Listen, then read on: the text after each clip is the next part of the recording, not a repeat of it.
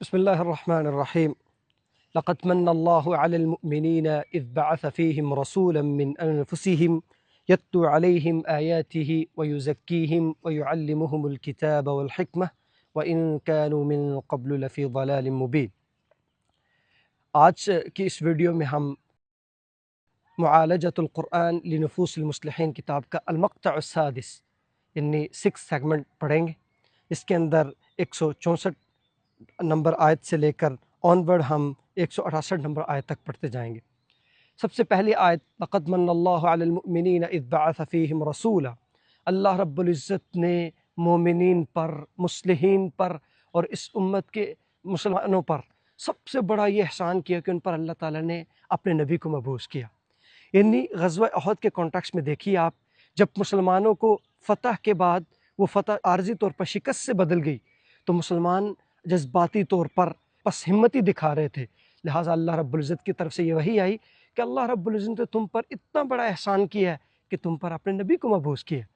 یہاں پر اور خصوصی طور پر شیخ اپنی اس کتاب کے اندر بھی ایک لفظ مسلسل استعمال کرتے ہیں، مرکزیت الوحی. یعنی آپ وہی اللہ کے نبی صلی اللہ علیہ وسلم کا اسوہ، یہ آپ کے لیے ایک ریفرنس پوائنٹ ہے. اپنی زندگی، اپنے تمام اعمال، اپنی ہر قسم کی ایکٹیویٹی ہم اس کو اس میں دیکھنے کی کوشش کریں گے کہ وہ اللہ کے نبی صلی اللہ علیہ وسلم کی زندگی اور آپ کے ریفرنس پوائنٹ کے ساتھ کتنی ملتی ہے. لہٰذا اب اللہ کے نبی صلی اللہ علیہ وسلم آپ میں موجود ہیں، شکست ہوئی اور اس میں عارضی طور پر جو غلطی ہوئی وہ اللہ کے نبی صلی اللہ علیہ وسلم کی اطاعت میں کسی قسم کی سستی دکھائی گئی. لہٰذا حکم دیا گیا کہ لقد من اللہ علی المؤمنین اذ بعث فیہم رسولا یتلو علیہم آیاتہ ویزکیہم ویعلمہم الکتاب والحکمہ، کہ اللہ وہ آپ کو قرآن کی آیات بھی سکھاتے ہیں، کتاب کی تعلیم بھی دیتے ہیں، حکمت اور سنت کی تعلیم بھی دیتے ہیں، جبکہ اس سے پہلے تم کھلی گمراہی میں تھے. اب آپ اس کو غزوہ بدر کے کانٹیکس میں دیکھیے. غزوہ بدر میں جب مسلمان جنگ میں اترے تو وہاں پر بھی یہ آیت اتری کہ یا ایھا الذین آمنوا اطیعوا اللہ ورسولہ، اے مومنو اللہ کے رسول کی اطاعت کرو، ولا تنازعوا، آپس میں مت جھگڑو، فتفشلوا وتذهب ریحکم، اگر تم آپس میں جھگڑ پڑے تو پھر پس ہمتی دکھاؤ گے، آپ کو شکست خوردگی کا سامنا کرنا پڑے گا. وتذهب ریحکم، اور تمہاری اجتماعیت کی قدم اکھڑ جائیں گے. پھر غزوہ احزاب کے موقع پر بھی مسلمانوں کو یہ حکم دیا کہ لقد کان لکم فی رسول اللہ اسوۃ حسنہ، کہ تمہارے لیے اللہ کے نبی کی زندگی بہترین اسوہ ہے. یعنی بدر میں اللہ کے نبی کی پیروی، احد اللہ کے نبی کی پیروی، احزاب اللہ کے نبی کی پیروی. گویا اللہ کے نبی کی پیروی ایک مصلح، ایک داعی کے لیے اس کی ساری زندگی کا ریفرنس پوائنٹ ہے. یہ سب اس آیت کا سب سے بڑا اور سب سے اہم سبق ہے. اولما اصابتکم مصیبۃ، کہ جب تم کو مصیبت پہنچی، یہ تکلیف پہنچی کہ عارضی طور پر مسلمان، جب خالد بن ولید پیچھے سے حملہ آور ہوئے تو کئی لوگ شہید ہوئے، مسلمانوں کو ذکر اٹھانا پڑا. فقد اصبتم مثلیھا، اس سے پہلے بدر کے اندر بھی تو تم نے اسی طرح کا نقصان ان مشرکین کو پہنچایا تھا.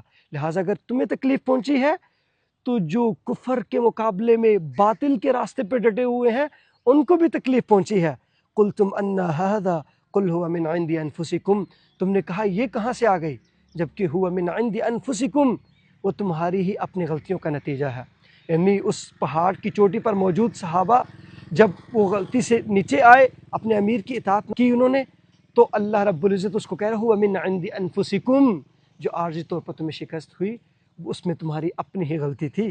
ان اللہ علی کل شیء قدیر، اللہ رب العزت ہر چیز پر قادر ہے، وہ اس شکست کو فتح سے بدل سکتا ہے اور اس نے بدل کر بھی دکھایا.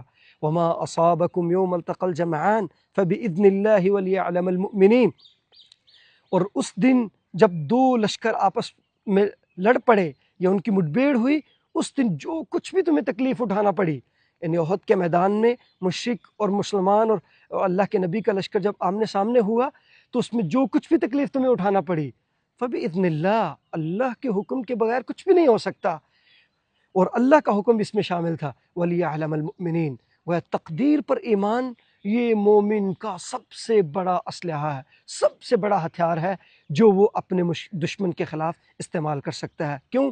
اس لیے کہ توکل اور اللہ پر ایمان یہی وہ ہتھیار ہیں جو ایک مسلمان کو اپنے مد مقابل یعنی باطل پر چلنے والے آدمی کے دل میں اس کی داغ بٹھا دیتے ہیں. وَلِيَعْلَمَ الَّذِينَ نَافَقُوا، اللہ تعالیٰ چاہتا ہے کہ وہ ظاہر کر کے رکھ دے کن کو؟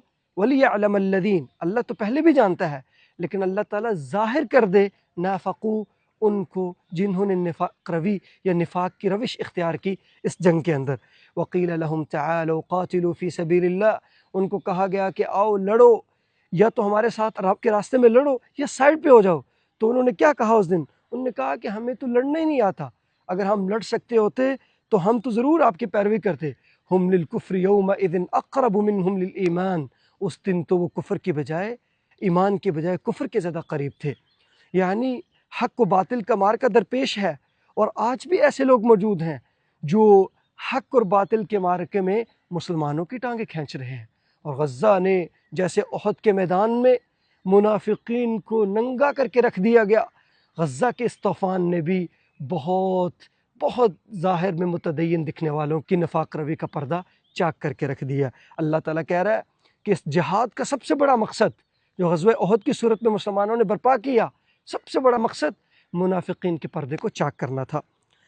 یقولون بافواہہم ما لیس فی قلوبہم، اس دن انہوں نے اپنے منہ سے وہ بات کرتے ہیں جو ان کے دل میں نہیں ہوتی، یا وہ جو منہ سے بات کرتے ہیں وہ اس کے علاوہ ہوتی ہے جو ان کے دل میں ہوتی ہے۔ دل میں کچھ ہے اور زبانوں پر کچھ ہے، یعنی ان کا نفاق اللہ رب العزت نے اس موقع پر ظاہر کر کے رکھ دیا۔ واللہ اعلم بما یکتبون، اللہ تو اس کو پہلے بھی جانتا تھا جو وہ چھپاتے تھے، لیکن احد کے میدان میں اس کو ظاہر کر کے رکھ دیا۔ الذین قالوا لاخوانہم وقعدوا، خود بھی بیٹھے رہے، اپنے بھائیوں کو کہنے لگے لو اطاعونا ما قتلوا، اگر یہ ہماری اطاعت کرتے تو جنگ ہی نہ ہوتی، نہ یہ شہید ہوتے۔ یعنی آج یہ جو جاہد بالسنن کی ٹریجڈی ہمیں دیکھنے کی ملی ہے غزہ کے اس میدان میں کہ یا ابا عبیدہ جاہد بالسنن، یہ ٹریجڈی اس سے پہلے مارکوں میں بھی ہوئی ہے، اور اللہ رب العزت کا تو مقصد اور اللہ رب العزت کی اس مارکوں میں حکمت یہ ہے کہ وہ منافقین کی ان روشوں کو جہاد کے ذریعے ننگا کرتا رہتا ہے اور اس کے پردوں کو چاک کرتا رہتا ہے۔ قل فادرؤوا عن انفسکم الموت، اے بد عقیدہ، اے کمزور عقیدے کے مالک لوگو، تم بیٹھ جاؤ اپنے گھروں میں، کیا تم اپنے آپ سے موت کو روک سکتے ہو؟ نہیں، یقیناً اینما کنتم، جہاں کہیں بھی تم ہو، یدرککم الموت، موت تو تمہیں آ کر رہے گی، اگرچہ تم فی بروج مشیدہ، بڑے بڑے سخت اور مضبوط قلعوں میں ہو، کیونکہ موت آ کر رہنے والی ہے۔ لہٰذا ان آیات میں سب سے اہم چیزیں جو ہمیں سکھائی گئی وہ یہ کہ اللہ کے نبی کی زندگی آپ کا اسوہ، آپ کی زندگی میں ایک مصلح اور ایک داعی کی زندگی میں اس کو مرکزیت حاصل ہو، اس کی زندگی میں سب سے بڑا ریفرنس پوائنٹ وہ اللہ کے نبی کی زندگی ہو۔ اور اگر تمہیں دشمن کے مقابلے میں کوئی چیز پہنچی ہے تو اس دشمن کو بھی ان مارکوں کے اندر آپ سے زیادہ تکلیف اٹھانا پڑی ہے۔ لہذا سب سے اہم چیز کہ آپ مصلح کی زندگی میں، ایک داعی کی زندگی میں مرکزیت اور ریفرنس پوائنٹ اللہ کے نبی کی زندگی کو حاصل ہو، اللہ کے نبی کے اسوے کو حاصل ہو، اور اس کے بعد باطنی اسباب، روحانی طور پر اپنی تربیت کرنا اور اللہ رب العزت کے ساتھ اپنے آپ کو جوڑنا، یہ سب سے اہم نقطہ ہے۔ اسی طرح ان آیات کے ذریعے تیسری اہم چیز بتانے کی کوشش کی گئی کہ ان مارکوں کا سب سے بڑا مقصد اور ان کے پیچھے سب سے بڑی حکمت وہ نفاق کے پردے کو چاک کر کے رکھنا ہے۔ اور اسی طرح قرآن کا یہ شعور کہ منافق ان کے دلوں میں کچھ ہے اور اس کی زبان میں کچھ ہے، یہ بھی اللہ رب العزت ان مارکوں کے ذریعے ان ساری چیزوں کو ظاہر کر کے رکھتا ہے۔ ان 6 آیات کے اندر ان 4 سے 5 اہم نکات کا شیخ نے جو ہے بیان کیے ہیں، اور ان آیات کے ذریعے صحابہ کرام کی تربیت کی جو کوشش کی گئی ان نکات کو آپ کے سامنے واضح کر دیا گیا۔ جزاکم اللہ خیر۔ بسم اللہ الرحمن الرحیم۔ اب 7واں سیگمنٹ، وَلَا تَحْسَبَنَّ الَّذِينَ قُتِلُوا فِي سَبِيلِ اللَّهِ أَمْوَاتًا، اللہ کے راستے میں جو شہید کر دیے گئے غزوہ احد کے اس موقع پر، یا جب کبھی بھی قیامت تک اللہ کے راستے میں شہید کیے جانے والے آدمی کو یہ نہیں کہا جائے گا کہ وہ مردہ ہے، بل ہم احیاء، وہ تو زندہ ہیں، عند ربہم یرزقون، رب کے ہاں ان کو ہر قسم کی روزی دی جاتی ہے۔ وہ کس نوعیت کی ہے، وہ کیسی ہے، یہ رب کو معلوم ہے۔ یعنی شہادت یہ اللہ کے نبی صلی اللہ علیہ وسلم کا سب سے بڑا مطلوب و مقصود تھا۔ اللہ کے نبی صلی اللہ علیہ وسلم نے فرمایا کہ میری خواہش ہے کہ مجھے اس دنیا میں شہید کر دیا جائے، ثم احیا، پھر مجھے زندہ کیا جائے، ثم اقتل فاحیا، پھر مجھے قتل کیا جائے، اللہ کے راستے میں شہید کیا جائے، اور پھر مجھے زندگی دی جائے، اور پھر میں اللہ کے راستے میں شہید کیا جاؤں۔ لہٰذا شہادت وہ مومن کی سب سے بڑی معراج ہے۔ اللہ کے نبی صلی اللہ علیہ وسلم نے فرمایا کہ جب کوئی انسان شہید ہو جاتا ہے تو اس کی روح اللہ رب العزت ایک سبز پرندے کی شکل میں ان کو بنا دیتا ہے اور وہ جنت کے اندر اڑتی رہتی ہیں اور ہر طرح کے میوے کھاتی ہیں۔ لہٰذا وہ روحیں جنت کے اندر زندہ ہیں، ہر طرح کی چیزوں سے لطف اندوز ہو رہی ہیں، اللہ کی نعمتوں سے محظوظ اور فائدہ اٹھا رہی ہیں۔ آخرت میں ان کی زندگی کس نوعیت کی ہے اس کو اللہ کے علاوہ کوئی نہیں جانتا۔ فرحین بما آتاہم اللہ من فضلہ، یہ اللہ کے بندے، یہ شہداء جب اللہ کے راستے میں چلے گئے اب وہ اتنے خوش ہیں اس پر جو کچھ اللہ تعالیٰ نے ان کو دیا، وَيَسْتَبْشِرُونَ، وہ اس پر خوشی مناتے ہیں، بِالَّذِينَ لَمْ يَلْحَقُوا بِهِم مِّن خَلْفِهِم، اور وہ یہ بھی اس پہ بھی خوشی مناتے ہیں کہ جو ان کے بھائی پیچھے اس میدان میں جو ہے اللہ کے راستوں میں ڈٹے ہوئے ہیں، ان حق کے مارکوں پہ چل رہے ہیں اور ڈٹے ہوئے ہیں، وہ بھی کل قیامت کے روز اسی راستے پہ چل کر ان کے ساتھ جنت میں ان کی ملاقات ہو۔ وَيَسْتَبْشِرُونَ بِالَّذِينَ لَمْ يَلْحَقُوا بِهِمْ أَلَّا خَوْفٌ عَلَيْهِمْ وَلَا هُمْ يَحْزَنُونَ، ان کے اوپر کسی قسم کا کوئی خوف نہیں ہوگا، کسی قسم کا ان کو کوئی غم نہیں ہوگا۔ لہٰذا ایک مصلح کے لیے شہادت سب سے بڑی تڑپ ہے، اور اگر شہادت کی بجائے دنیاوی مفاد اس کے آڑے آ جائے تو یہ اس کے اخلاص، اس کے توکل، ان چیزوں کو جو ہے ڈھا کر رکھ دیتی ہے۔ لہٰذا شہادت سب سے بڑا مقصد جو ایک داعی اور ایک مصلح، اس کا سب سے بڑا مقصود جو ہے وہ اللہ کے راستے میں اپنے آپ کو پیش کرنا، اپنی قربانی کو پیش کرنا ہے۔ الذین استجابوا للہ والرسول من بعد ما اصابهم القرح، اور اللہ کے وہ بندے کہ جب ان کو زخم پہنچ چکے تھے، وہ زخمی تھے، لیکن جب اللہ کے رسول نے ان کو پکارا تو اللہ کے رسول کی ندا پر لبیک کہتے ہوئے وہ مڑ آئے۔ انہیں غزوہ احد کے میدان میں جب حضرت خالد کا پیچھے سے حملہ ہوا اور مسلمان زخمی ہوئے، شہید ہوئے، اور اس کے بعد ابو سفیان نے حمراء الاسد میں جا کر اپنے لشکر کو دوبارہ منظم کیا کہ آج یہ مسلمان کمزور ہوئے ہیں، چلے واپس پلٹ کر ہم ان کو دوبارہ کیوں ختم نہ کر دیں، ہمیشہ کے لیے قصہ تمام کر دیں۔ تو اللہ کے نبی صلی اللہ علیہ وسلم نے جب صحابہ کو دوبارہ کہا کہ تیار ہو جائیں، معرکہ دوبارہ ہوگا، تو وہ صحابہ جو زخموں سے چور تھے، استجابوا للہ والرسول، وہ اللہ اور اس کے رسول کی ندا پر امڑ آئے، لبیک کہتے ہوئے نکل آئے۔ للذین احسنوا منہم واتقوا من اجر عظیم، اور جو اللہ کے جو احسان کرتے ہیں اور رب سے ڈرتے ہیں ان کے لیے تو بڑا اجر ہے۔ لہٰذا اللہ اور اس کے رسول کی ندا پر، اس کے حکم پر لبیک کہنا، یہ مصلح اور داعی کا سب سے بڑا اثاثہ اور سب سے اہم ہدف ہے۔ الذین قال لهم الناس ان الناس قد جمعوا لكم فاخشوهم، اب وہ توکل جو ایک مومن کا سب سے بڑا ہتھیار تھا، اس کا ایک عملی نمونہ جو اس احد کے میدان میں پیش آیا وہ کیا تھا کہ جب مسلمانوں کو بتایا گیا کہ لشکروں کے لشکر دوبارہ تمہارے خلاف پلاننگ کر رہے ہیں، ان الناس قد جمعوا لكم، پوری دنیا امڑ آئی ہے، یہ دنیا کا سب سے بڑا سسٹم اس وقت تمہارے خلاف لگا دیا گیا ہے، اب تو تمہیں ختم کر کے رکھ دیا جائے گا۔ اور یہ سسٹم جب کہا فخشوہم فزادہم ایمانا، ان سے وہ کہتے ہیں کہ ان سے ڈرو، دنیا کے ان غالب رجیم سے ڈرو، لیکن وہ کیا کہتے ہیں؟ فزادہم ایمانا، ان کا ایمان بڑھ جاتا ہے۔ وہ کہتے ہیں اسی چیز کا وعدہ تو اللہ کے رسول نے کیا تھا کہ تمہیں حق کے مقابلے میں باطل گروہوں کے گروہ تمہارے خلاف اٹھائیں گے۔ لہذا قالوا حسبنا اللہ، وہ ایک ہی نعرہ لگاتے ہیں کہ اللہ ہمارے لیے کافی ہے، اور نعم الوکیل، اور وہ سب کچھ کرنے والا ہے، وہ بہترین کارساز ہے۔ لہذا توکل ایک مومن کا سب سے بڑا نفسیاتی ہتھیار ہے، ایک مصلح کا، ایک داعی کا سب سے بڑا نفسیاتی ہتھیار وہ توکل ہے۔ فانقلبوا بنعمت، جب انہوں نے یہ ثابت قدمی دکھائی، فانقلبوا بنعمت، تو وہ اللہ کی نعمتوں اور اللہ کا فضل واپس لے کر حمراء الاسد سے لوٹے۔ یعنی غزوہ احد کے اندر جب حمراء الاسد کی طرف مسلمانوں نے پیش قدمی کی تو مشرکین بھاگ گئے، پھر وہاں سے جب واپس لوٹے وہی معرکہ جو شکست کی صورت میں بدل چکا تھا اب دوبارہ مسلمانوں کے لیے جیت کی صورت میں اور فتح کی صورت میں بدل گیا۔ فانقلبوا بنعمت من اللہ، اس دن وہ اللہ کی نعمتیں اور اللہ کا فضل لے کر واپس لوٹے۔ لم یمسسہم سوء، اور ان کی اس مارکے میں ان کو پھر کسی قسم کی تکلیف بھی نہیں پہنچی۔ واتبعوا رضوان اللہ، تم صرف ایک ہی چیز کو چاہو، اللہ کی خوشنودی کو۔ واللہ ذو فضل عظیم، اللہ تعالیٰ بڑا فضل والا ہے۔ لہٰذا شہادت جو کہ مومن کا سب سے بڑا اثاثہ اور سب سے بڑا اہم ہدف ہے، اور اللہ کی نعمتوں کا شکر کرنا، اور اسی طرح اللہ اور اس کے رسول کی ندا پر لبیک کہنا، اور توکل اپنے نفسیاتی اسلحہ اور ہتھیار کو استعمال کرنا، ان چیزوں کے اہم نکات، ان آیات کے سب سے اہم نکات اور سب سے اہم اسباق ہیں جو ہمیں سکھانے کی کوشش کی جا رہی ہے۔ جزاکم اللہ خیر۔ المقطع الثامن، یہ اس کتاب کا سب سے آخری سیگمنٹ ہے جو ہم پڑھیں گے۔ انما ذلکم الشیطان یخوف اولیاءہ فلا تخافوہم وخافونی ان کنتم مؤمنین، آیت نمبر 175 سے، کہ شیطان تو اپنے دشمنوں کا خوف تمہارے دلوں میں بٹھاتا ہے، فلا تخافوہم، ان سے نہ ڈرو میرے صحابہ، وخافونی، اے میرے بندو تم مجھ سے ڈرو، اللہ تعالیٰ کہہ رہا ہے ان کنتم مؤمنین، اگر تم مومن ہو یعنی ایمان رکھنے والے۔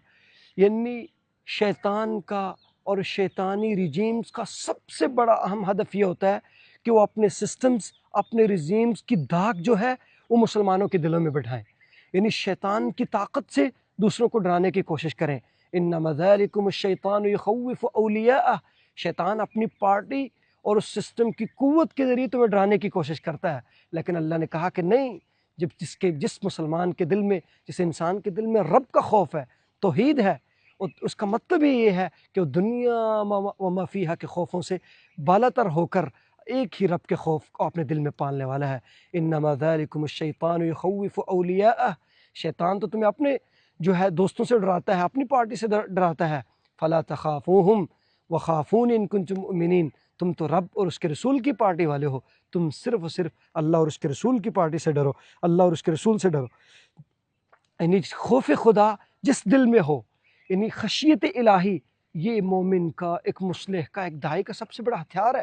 خشیت ہی انسان کے دل کو نرم کرتی ہے اور باطل کے مقابلے میں اس کو ثابت قدم اور ثابت الجنان رکھتی ہے۔ یہی وہ اللہ رب العزت کی خشیت ہے جس سے ایک انسان ایک مومن، ایک مسلح اپنی بیٹری کو، اپنے آپ کو چارج کرتا ہے۔ کیوں؟ اس لیے کہ رب کے مقابلے میں ہر قسم کی قوت سے ٹکرا جانا اور اس سے رب کے حق کو چھین کر رب کا حق رب کو واپس لٹانا، یہ ایک مسلح اور داعی کا سب سے بڑا اہم ہدف ہے۔ لہذا دشمن کا یہ روب جو ہمراہ الاسد میں دشمن سے لوگ آپ کو ڈرا رہے ہیں، یہ نہیں، بلکہ آپ کا موٹو کیا ہونا چاہیے؟ حسبنا اللہ ونعم الوکیل، شیطان کے دوستوں سے نہیں ڈرنا۔ فلا يحزنك الذين يسارعون في الكفر، نہ ہی تمہیں غمگین کرے ان کافروں کا چلت پھرت کفر کے اندر، یعنی کافر بڑے اپنے کفر میں بڑے تیز، بڑے مخلص ہیں، کہیں یہ تمہیں جو ہے کسی قسم کے غم میں اور پریشانی میں نہ ڈال دے۔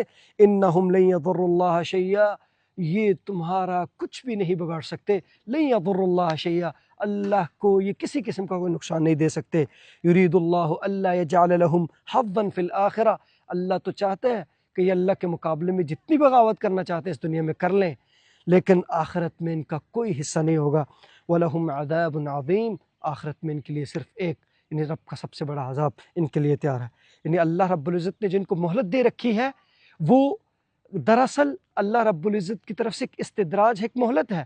نُمِدُّهُمْ بِهِ مِن مَالٍ وَبَنِينَ، ہم اس دنیا میں ان کو بیٹے، مال، بڑی سٹرونگ اکانومیز، بڑی سٹرونگ فورسز عطا کی ہیں ہم نے اس دنیا میں ان کو، لیکن نسارع لہم فی الخیرات، ہم تو یہ اس لیے دیتے ہیں کہ کیا وہ بڑے نیک ہیں یا وہ بڑا نیکی اور خیر کے کاموں میں آگے بڑھ رہے ہیں؟ افلا یشعرون، کیا وہ یہ نہیں سمجھتے کہ یہ رب کی طرف سے مہلت ہے اور رب کی چال، رب کی پکڑ، ان کیدی متین واملی لہم، میں تو ان کو صرف جو ہے مہلت دیتا ہوں اور میری پکڑ، میری چال بڑی سخت ہے، اللہ رب العزت ان کو پکڑنے والا ہے۔ یعنی باطل کو اس دنیا میں عروج حاصل ہوگا، لیکن اس باطل کو حق کاٹ کر رکھ دے گا، اور جو حق ہے آخر کر وہی غالب آئے گا۔ اس موقع پر صرف ثابت قدمی دکھانی ہے۔ ان الذین اشتروا الکفر بالایمان، جنہوں نے ایمان کے مقابلے میں کفر کو ترجیح دی، لن یضروا اللہ شیئا، اور آپ کا کچھ نہیں بگاڑ سکتے، نہ اس دنیا میں نہ آخرت میں۔ ولہم عذاب علیم، ان کے لیے دردناک عذاب ہے۔ اور کتب اللہ لاغلبن انا ورسلی، رب کا وعدہ ہے کہ میں بھی غالب رہوں گا، اور میرے بندے اور میرے رسول اور میرے پیغام کو لے کر دنیا میں اٹھنے والے یہ سب غالب رہیں گے۔ ان کو دنیا کی کوئی قوت، دنیا کا کوئی رجیم کبھی جو ہے زیر نہیں کر سکتا۔ وَلَا يَحْسَبَنَّ الَّذِينَ كَفَرُوا أَنَّمَا نُمْلِي لَهُمْ خَيْرٌ لِأَنفُسِهِمْ، کبھی بھی یہ ہرگز یہ نہ جانے کہ ہم نے جو ان کو مہلت دے رکھی ہے یہ ان کے اس لیے کہ یہ بڑے نیک ہیں یا ان کے لیے بڑے خیر کا باعث ہے۔ إِنَّمَا نُمْلِي لَهُمْ لِيَزْدَادُوا إِثْمًا، یہ مہلت ان کو اس لیے ملی ہے تاکہ اپنے گناہوں میں، اپنی سرکشی میں، اپنی طغیانی میں یہ آگے بڑھتے جائیں، اور رب کا جو ہے کسی قسم کو واپس پلٹنے کا ان کے پاس کوئی موقع باقی نہ رہے۔ وَلَهُمْ عَذَابٌ مُّهِينٌ، اور ان کے لیے آخرت میں ایک دردناک اور رسوا کن عذاب ہے۔ مَا كَانَ اللَّهُ لِيَذَرَ الْمُؤْمِنِينَ عَلَى مَا أَنْتُمْ عَلَيْهِ، رب تو نہیں چاہتا کہ مومنین کو اسی حالت میں چھوڑ دے جس پر وہ ہیں، حتیٰ یمیز الخبیث من الطیب، یہاں تک کہ پاک کو ناپاک سے، طیب کو خبیث سے جدا نہ کیا جائے۔ یعنی رب کی ہمیشہ سے یہ حکمت رہی کہ مسلمانوں کے لشکروں میں، مسلمانوں کے گروہوں میں جو کوئی منافق، جو کوئی کمزور ایمان والے آ چکے ہیں، اللہ تعالیٰ اس سختی اور اس جہاد کے موقع پر سب کو چھانٹ کر الگ کر دیتا ہے۔ گویا یہ جہاد، رب کے راستے میں یہ نکلنا، قربانی دینا، یہ وہ بٹی ہے جس سے نکل کر ایک کندن سونا بنتا ہے۔ لہذا اس جنگ کا سب سے بڑا مقصد حتی یمیز الخبیث، اللہ تعالیٰ خبیث کو جدا کر دے، من الطیب، یعنی پاک کو خبیث سے جدا کر دے اور ناپاک کو پاک سے۔ لیمیز اللہ، اللہ تعالیٰ تو ناپاک کو پاک سے جدا کر کے رہے گا۔ یہ اس جنگ کا، اس جہاد کا سب سے بڑا مقصد تھا۔ وما كان اللہ لیطلعکم علی الغیب، اللہ کے لیے یہ مناسب نہیں تھا کہ وہ سب انسانوں کو غیب پر مطلع کرتا، لیکن اس نے انسانوں میں سے یجتبی من رسلہ من یشاء، انسانوں میں سے چند ایک اپنے نمائندے، اپنے رسول چن لیے ہیں جو رب کی طرف سے پیغام پہنچاتے ہیں۔ لہٰذا غیب کا علم یہ اللہ کے پاس ہے، اور ایک مومن سے صرف اور صرف ایک تقوی ریکوائرڈ ہے کہ وہ اللہ سے ڈرنے والا ہو، اور اللہ کے رسول صلی اللہ علیہ وسلم جو غیب کی خبر لے کر آئے ہیں اس پر ایمان اور اس پر یقین رکھنے والا ہو۔ یہی اس سے مطلوب ہے، کیونکہ منافق عام انسان اس کو نہیں جانتا، نہ ہی عام انسان کو اس کا غیب کا علم دیا گیا ہے، بلکہ یہ اللہ کے رسول صلی اللہ علیہ وسلم کو ہی وحی کے ذریعے بتایا گیا ہے۔ لہٰذا عام لوگوں کی کامیابی کا واحد راستہ وہ غیب کی قرید نہیں ہے، بلکہ اللہ اور اس کے رسول کی بات پر غیر متزلزل ایمان رکھنا، اس پر یقین رکھنا، یہ ان کے ایمان سے، یہی ان سے ایمانی طور پر مطلوب ہے، اور یہی وہ کریں گے۔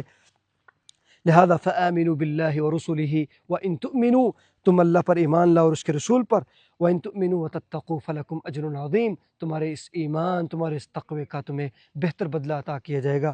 لہذا ان آیات کے اندر ایک مومن کو بتایا گیا کہ خوف باطل سے کھانا، شیطان تو باطل قوتیں تو آپ کو ڈرانا چاہتے ہیں، اس موقع پر ان سے نہ ڈرنا، یہ ایمان کا، یہ آپ کی تربیت کا سب سے اہم پہلو ہے کہ آپ ایمانی طور پر اس لیول پر پہنچ جائیں۔ نمبر 2، ان منافقین، ان کافرین کو جو مال و دولت سے نوازا گیا ہے، یہ اللہ کی طرف سے مہلت ہے، یہ اللہ کی طرف سے ایک استدراج ہے۔ نمبر 3، جنگ کا سب سے بڑا مقصد ناپاک کو پاک سے جدا کرنا ہے، منافقین کو مسلمانوں کی صفوں سے نکال باہر کرنا ہے، اور کڑے اس بٹی سے نکال کر قوی اور مضبوط ایمان کے لوگوں کو سامنے لے کر آنا ہے۔ اور غیب کا علم یہ اللہ کے پاس ہے، اس دنیا میں مومن سے مطلوب وہ اللہ اور اس کے رسول کی وحی پر یقین رکھنا ہے۔ تم فآمنوا باللہ ورسولہ، تم اللہ اور اس کے رسول پر ایمان رکھو، تؤمنوا وتتقوا، ایمان بھی اختیار کرو اور تقوی بھی اختیار کرو، فلکم اجر عظیم، تمہارے لیے بڑا اجر عظیم ہے۔ یہ اہم نکات جو اللہ کے نبی صلی اللہ علیہ وسلم کے ذریعے صحابہ کی اہم تربیتی طور پر صحابہ کے سامنے پیش کیے گئے، اور اس جنگ کے ذریعے صحابہ کی تربیت کرنے کی کوشش کی گئی۔ یہ بھی ایک داعی اور ایک مصلح کے لیے ضروری ہے کہ صحابہ کے لیے اترنے والی ان آیات جو قیامت تک کے لیے ہمارے لیے مشعل راہ ہیں، ان سے سیکھنے کی کوشش کرے۔ یوں ہم نے شیخ کی کتاب معالجۃ القرآن لنفوس المصلحین کے مصلح اور داعیوں کی انسانی نفس کی اصلاح کے لیے قرآنک ریمیڈی اور اس کا قرآنک علاج جو اللہ رب العزت نے تجویز کیا ہے سورۃ آل عمران کی روشنی میں، آج ہم نے اس کو مکمل کر لیا۔ آج یہ اس کی آخری اور مقطع الثامن، سب سے آخری سیگمنٹ تھا۔ جزاکم اللہ خیرا، بارک اللہ لی ولکم ولسائر المسلمین۔